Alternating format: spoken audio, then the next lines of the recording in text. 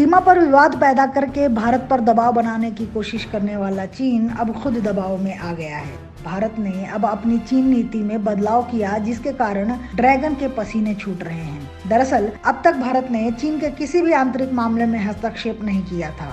Hong Kong में लोकतंत्र के समर्थकों के ऊपर हो रहे अत्याचार का मामला हो या फिर जिनजियांग में उइगर मुस्लिमों के खिलाफ चलाए जा रहे अभियान की बात, भारत ने अंतर्राष्ट्रीय स्तर पर इन मामलों को जोर शोर से कभी नहीं उठाया।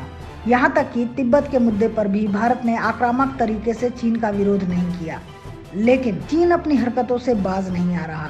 इसके कारण भारत सरकार ने चीन के खिलाफ सारे हथियारों का इस्तेमाल करने का फैसला कर लिया है।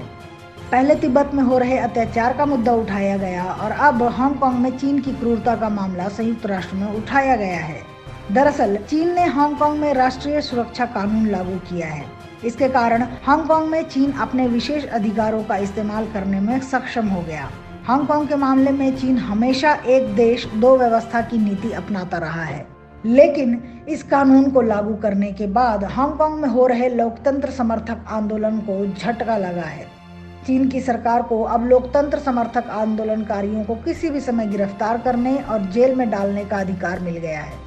भारत ने हांगकांग में चीन की क्रूरता के खिलाफ संयुक्त राष्ट्र मानवाधिकार परिषद में आवाज उठाई। संयुक्त राष्ट्र में भारत के स्थायी प्रतिनिधि राजीव कुमार चंदेर ने कहा कि हांगकांग को विशेष दर्जा मिला हुआ था, जिसके कारण बड़ी संख्या में भारत के लोग वहां रहते हैं।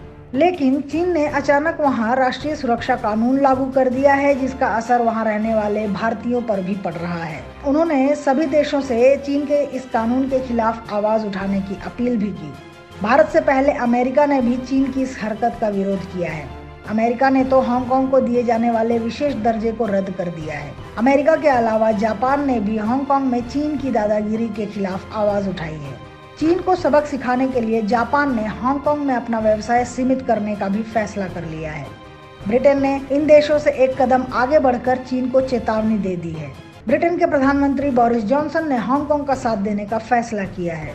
हांगकांग में चीन के राष्ट्रीय सुरक्षा कानून लागू करने के बाद उन्होंने कहा, यह कानून संयुक्त घोषणा पत्र में सुरक्षित की गई आज़ादी और अधिकारों के लिए भी खतरा है।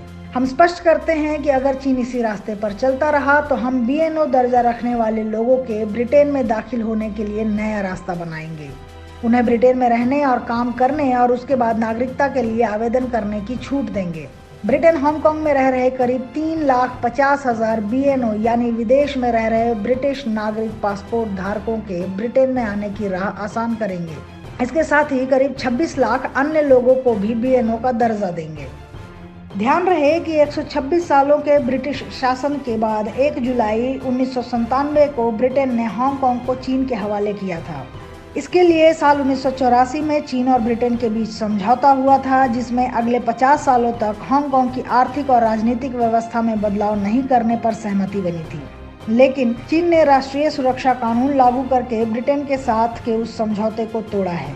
अब ब्रिटेन, अमेरिका और जापान जैसे देशों के साथ साथ यूरोप के अन्य देश भी हांगकांग के मुद्दे पर चीन को घेरने की तैयारी कर रहे हैं, जिसका खामियाजा चीन को भुगतना पड़ सकता है।